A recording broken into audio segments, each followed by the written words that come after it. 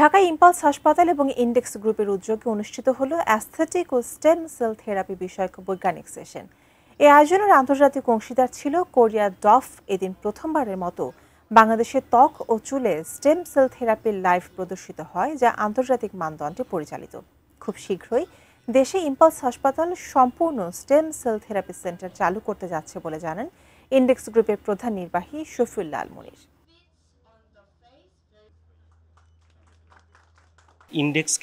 Index গ্রুপের একটা sister concern.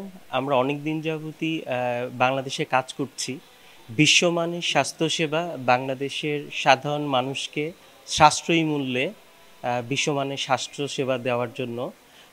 আপনারা জানেন যে স্টেম সেল অনেকগুলো ক্রিটিক্যাল যে আমাদের অসুস্থতা আছে সেগুলো খুব কার্যকর একটা চিকিৎসা পদ্ধতি।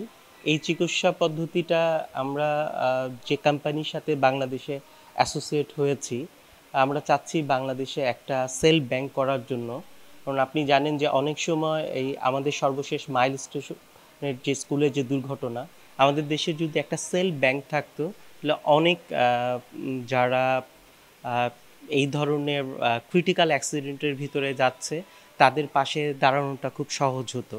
সেই লক্ষ্য এবং উদ্দেশ্য নিয়ে আমরা বাংলাদেশে স্ট্রিম সেলটা শুরু করেছি এবং আমাদের যারা কাজ করছেন তারা পৃথিবীর অন্যতম বৃহৎ এবং